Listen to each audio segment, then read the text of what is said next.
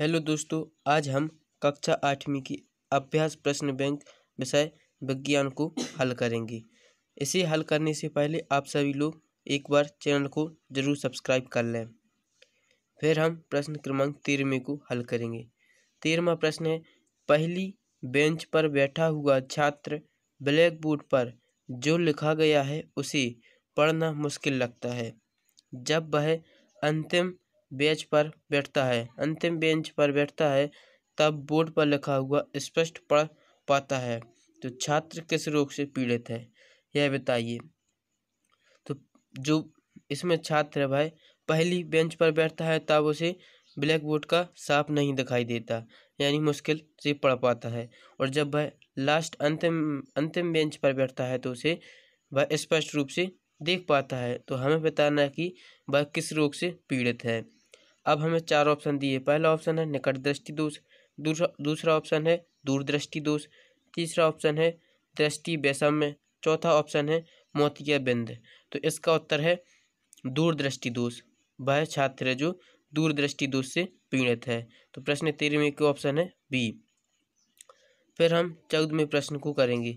14वां प्रश्न है, निम्नलिखित में से कौन सा रेशा त्वचा के लिए सर्वाधिक उपयुक्त है।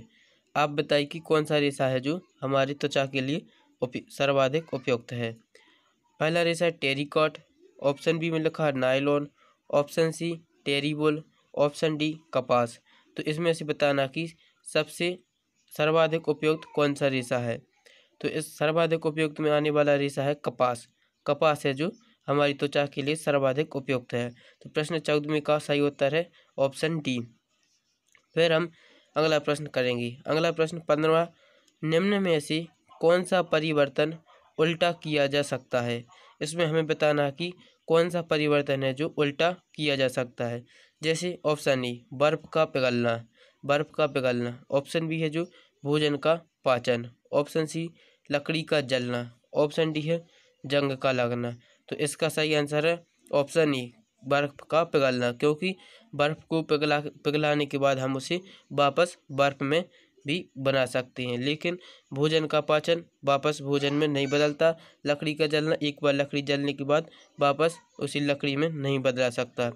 जंग का लगना एक बार जंग लगने पर उसे पुनः अपनी अवस्था में नहीं ला सकते। बर्फ का पिघलना है जो बर्फ पिघलने के बाद भी उसे हम अपनी वापस अवस्था में ले आ सकते हैं। ऐसे इसका प्रश्न क्रमांक 15 का उत्तर होगा ऑप्शन ए बर्फ का पिघलना। अब हम प्रश्न क्रमांक 16 देखते हैं। 16वां प्रश्न है, दिए गए चित्र में बूझो एक जलती हुई मोमबत्ती को दो भिन्न नलिकाओं चित्र आ व बा में देखता है। किस स्थिति में आँख से मोमबत्ती स्पष्ट रूप से दिखाई देगी। अब हमें प्रश्न 16 है, इसमें 2 चित्र दिए गए हैं, जिसमें बूझो है जो 2 नलियों से एक मोमबत्ती को देखता है। चित्र आ है जो उसमें वह सीधी नली से देखता है, और चित्र बा है जो उसमें वह टेढ़ी नली से मोमबत्ती को देखता है।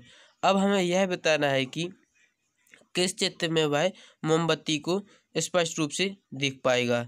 तो ऑप्शन ए है केवल आ चित्र में, ऑप्शन बी है केवल बा चित्र में, ऑप्शन सी है आ और बा दोनों चित्रों में, और ऑप्शन डी है आ और बा दोनों में से नहीं। तो आप देखिए वह किस चित्र में सही मोमबत्ती को देख पाएगा।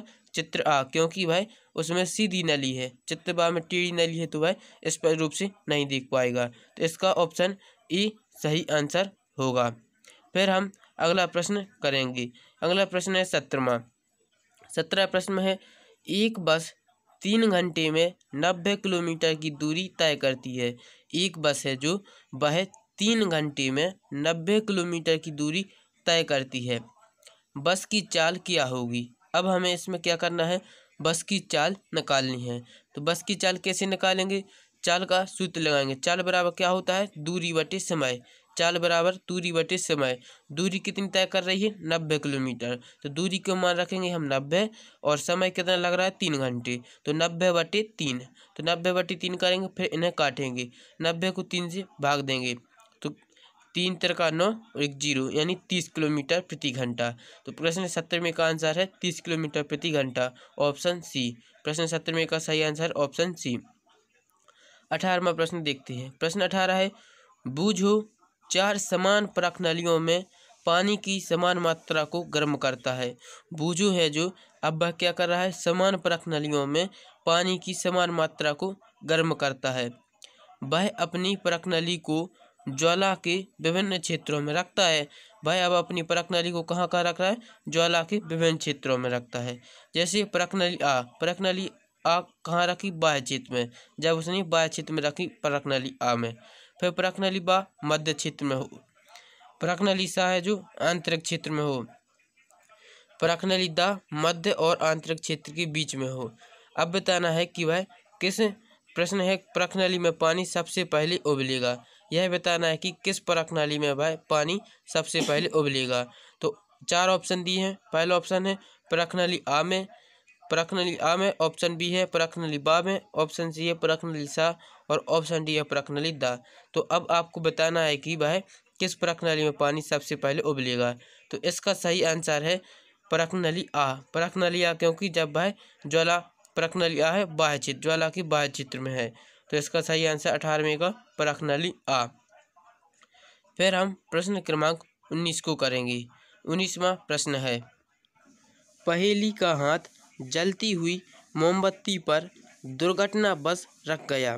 पहेली है, उसका हाथ जलती हुई मोमबत्ती पर दुर्घटना से रख गया। उसने तुरंत वापस खींच लिया। उसे ऊष्मा महसूस हुई।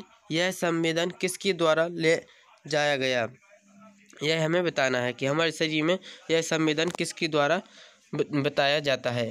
तो देखिए 4 ऑप्शन दिए। पहला ऑप्शन है रक्त कोशिकाओं द्वारा। ऑप्शन बी है तंत्रिका कोशिकाओं द्वारा। ऑप्शन सी है त्वचा कोशिका द्वारा और ऑप्शन डी है पेशी कोशिकाओं द्वारा। तो इसका सही आंसर क्या है, इसका आंसर है तंत्रिका कोशिकाओं द्वारा। हमारे शरीर में जो संवेदन किसके द्वारा ले जाया गया, तंत्रिका कोशिकाओं द्वारा। फिर अगला प्रश्न देखते हैं। प्रश्न क्रमांक 20। 20वां प्रश्न क्या है, इसको देखते हैं। यदि आपको वीडियो समझ में आ रहा हो तो चैनल को जरूर सब्सक्राइब कर लें। 20वां प्रश्न है, निम्न में कौन विद्युत धारा के तापीय प्रभाव का उपयोग है। अब बताना है कि विद्युत धारा के तापीय प्रभाव का उपयोग कौन है। 4 ऑप्शन दिए, विद्युत स्त्रवी, विद्युत स्वी और ऑप्शन बी है विद्युत लेपन। ऑप्शन सी विद्युत सेल, ऑप्शन डी विद्युत घंटी। तो विद्युत धारा के तापीय प्रभाव का उपयोग कौन है, तो इसका सही आंसर है विद्युत स्त्री, विद्युत स्त्री। फिर प्रश्न क्रमांक 21 में देखते हैं। प्रश्न क्रमांक 21 है, दिए हुए चित्र को ध्यान से देखिए।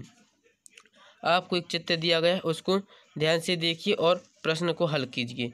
नीचे लिखा है पानी की एक टंकी में, जो यह चित्र दिया गया है यह एक पानी की टंकी का है। पानी की एक टंकी में दिए गए चित्र के अनुसार आ, बा, सा एवं द बिंदुओं पर 4 नल लगाए गए। किन नलों से पानी बराबर दाब से प्रवाहित होगा, यह हमें बताना है। तो टंकी में देखिए जो नल आ और बा, नल सा और द 4 नल लगाए गए हैं। तो इसमें बा नल और सा नल एक ही सीध में है, तो इस पर क्या होगा, दाब समान होगा। तो इसका सही आंसर है ऑप्शन ए बा और सा। बा और सा है जो प्रश्न क्रमांक 21 का सही आंसर, यानी ऑप्शन ए। फिर हम प्रश्न क्रमांक 22 को करेंगे। प्रश्न क्रमांक 22 है, उसको पढ़ते हैं। किसी चाकू को घिसकर तेज करने के लिए निम्नलिखित में से किसकी सतह सबसे अधिक उपयुक्त होगी। तो हमें किसी चाकू को घिसकर तेज करना है, तो हमें किसकी सतह अधिक उपयोग होगी। ऑप्शन ए पत्थर की, ऑप्शन बी प्लास्टिक के गुटके की, ऑप्शन सी लकड़ी की, ऑप्शन डी कांच के गुटके की। तो किसकी सतह अधिक उपयुक्त होगी, पत्थर की। पत्थर की सतह है जो अधिक उपयुक्त होगी। फिर प्रश्न क्रमांक 23 है। 23वां प्रश्न है, भारी वाहन या ट्रक के टायर बड़े और चौड़े क्यों होते हैं। भारी वाहन है जो उनके टायर बड़े और चौड़े क्यों होते हैं। ऑप्शन ए है दाब कम करने के लिए, ऑप्शन बी बल कम करने के लिए, ऑप्शन सी गति बढ़ाने के लिए, ऑप्शन डी सुंदर दिखने के लिए। तो बताइए कि भारी वाहन होते हैं उनके टायर बड़े और चौड़े क्यों होते हैं। तो इसका उत्तर है ऑप्शन ए। ऑप्शन ए दाब कम करने के लिए। दाब कम करने के लिए जो भारी वाहन होते हैं उनके टायर चौड़े और बड़े बनाए जाते हैं। फिर अगला प्रश्न है 24वां। 24वां प्रश्न है, बाल्टी में रंग भरा हुआ है, सोनू खाली पिचकारी का सिरा बाल्टी में डुबाकर पिचकारी को खींचकर छोड़ देता है तो देखता है कि रंग पिचकारी में भर गया। ऐसा क्यों होता है?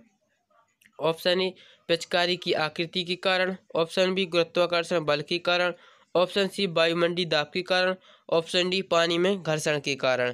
तो इसका हम उत्तर बताएंगे। तो ऐसा किस लिए होता है? ऐसा वायुमंडलीय दाब के कारण होता है।